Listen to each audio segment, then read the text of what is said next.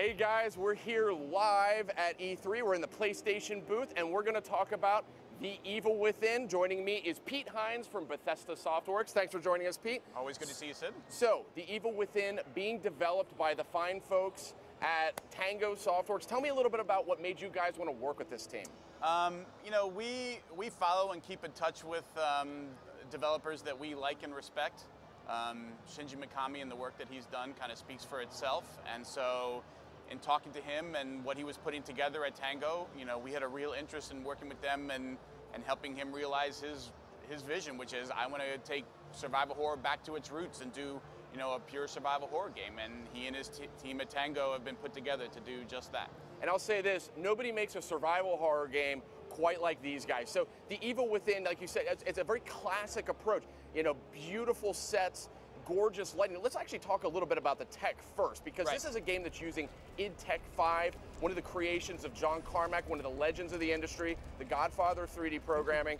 Let's talk about how this tech, though, infuses this game. I mean, it's coming to PS3 and PS4. Right. What is it going to bring to the party? One of the things that appealed to the guys at Tango about using id Tech is that it's super flexible and it's very clean. So they were able to take it and repurpose it for their own purposes. id Tech was built to make first-person shooters, right? For Rage and for other stuff that id was working on, and it was really up to Tango what they wanted to use, but after they took a look at id Tech, they said, we want to take this and modify it and make our third-person game with it. We think it's perfect what we're able to do to bring in things like dynamic lighting, to do all of the stuff that they wanted to do with animation, and it seems to have suited their purposes really well. And we're taking a look at it right here. This is actual game footage, and you can see the game has a very dark look to it, deeply, deeply detailed. I'm sure it's going to look fantastic on PS4. I've seen it in action. And there's some stealth elements to this game too. I mean, it's got the sort of third-person, sort of count your bullets shooting mechanic, but stealth is a heavy component here as well. Talk to us a little bit about that. Yeah, I think when they first set out, what they said was, we don't want to just do another action-heavy horror game where you have lots of guns or lots of bullets and you're just mowing stuff down. That's not what survival horror means to us. So it is this blending of, stealth and puzzle solving. There's a locked door. You got to get the key. It's a little tough to tell from the demo and the gameplay footage, but a lot of this stuff that you're seeing is dynamic. So how the creatures and the enemies will react in the environment is not the same every time. If you die and you go to replay a level, they're not going to move the same way. So you have to think your way through and figure out right opportunities, maybe use distraction.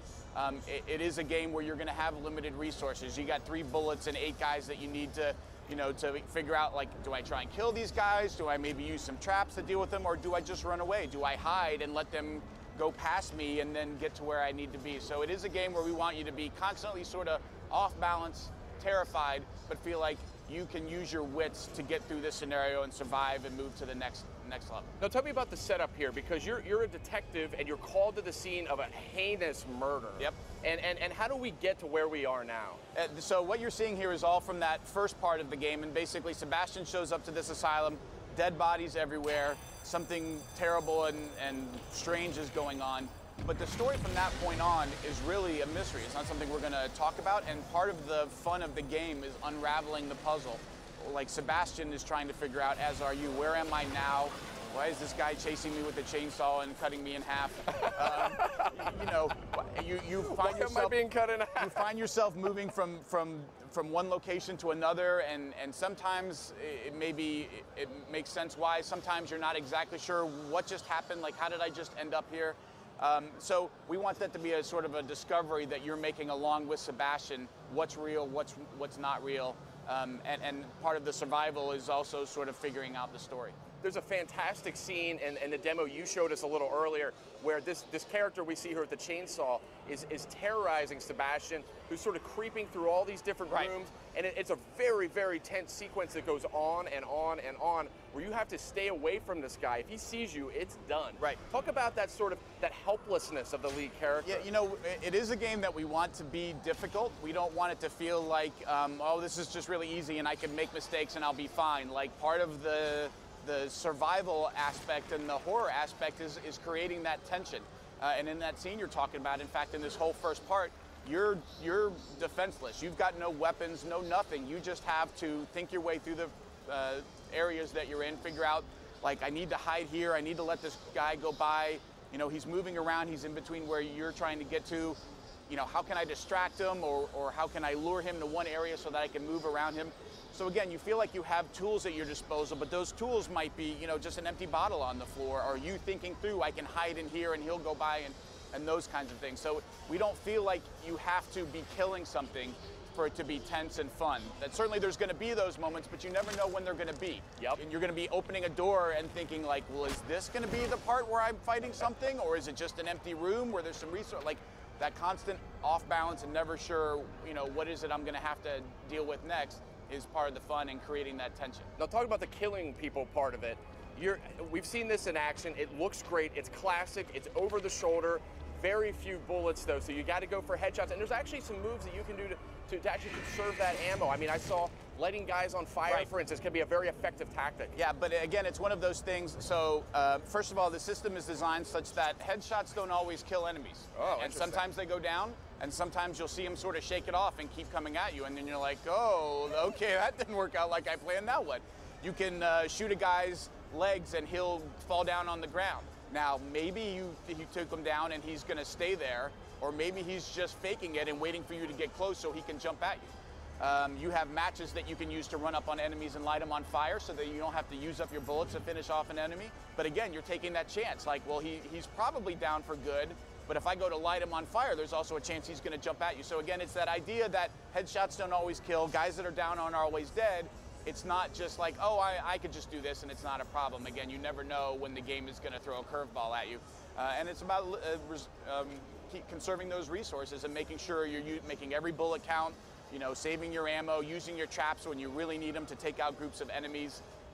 You know, you're going to be constantly thinking your whole way through. There's another scene I loved where it was hordes of enemies assault this area, and you're in a building or in a house, and they start. I mean, they're running at you with torches. They're piling in, Yep. and traps. These like bear trap explosive bombs. Yeah, the that you mine place, traps. The mine traps.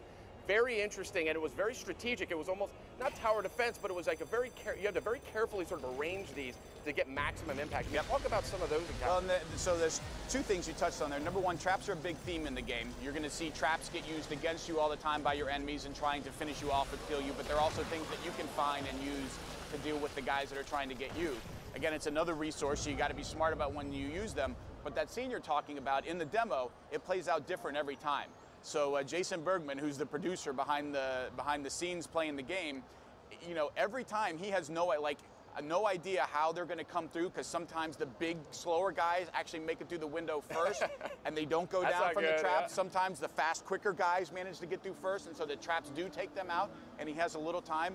But he came close to dying a couple times yesterday just because it didn't happen kind of how he was hoping, and he had to scramble a little bit to not die. So that's the kind of game that we want, and even the demo makes the producer's life a little harder, but it sure makes the game a whole lot of fun. Now, I know you guys are being cryptic about the story, and I wouldn't have it any other way, but some of these enemies that I see, I mean, they're not zombies. Right. They seem demonic in some way, or sort of supernatural in some way. I mean, what is the sort of theme with all of this?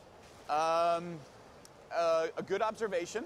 We certainly have plenty of sort of recognizable humanoid enemies to deal with, but then again, like it's Shinji. He's not the father of survival horror for no reason. Like, the guy's got some pretty twisted, warped ideas on how to scare people, and you know, that's one of the things that he's talked about is what used to scare people, like back when he created Resident Evil 1, doesn't really work today. Like things like blood and guts and gore, like that stuff is in all kinds of games now, so it doesn't have the same impact. You aren't like scared or frightened just by, oh, there's blood, and now so you have to figure out new ways to sort of shake people up, and some of the creations that he's come up with and he and his team have come up with are going to be introduced along the way, so that just when you feel like you sort of wrapped your head around and like, okay, I can't possibly see anything more horrifying than that last thing, here comes something else.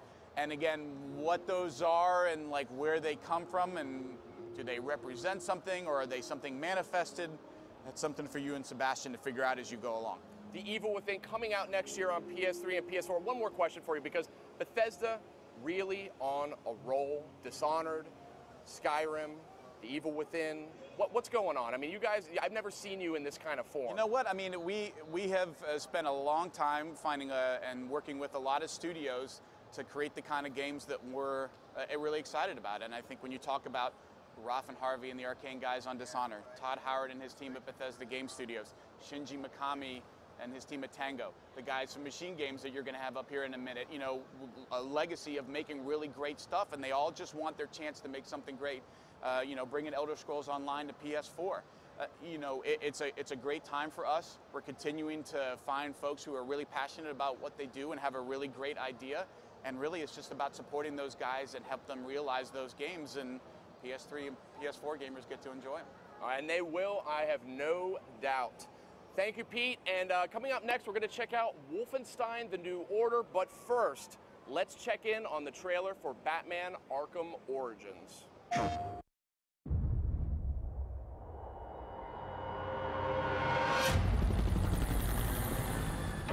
This city has a problem. Some freak who thinks he's a hero. Luckily, there ain't a problem in the world that can't be solved with a little bit of money. Tonight, we all win. One of you walks away with $50 million. And the rest, well, we get rid of the Batman. Where's Black Mask? Let me go! If you insist.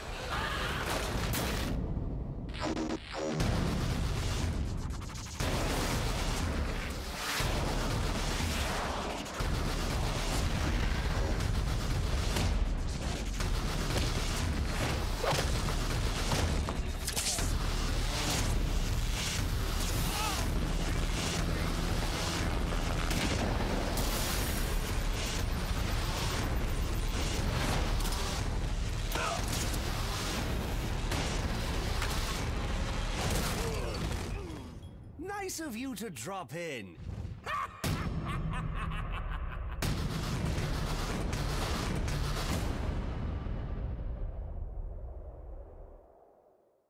PlayStation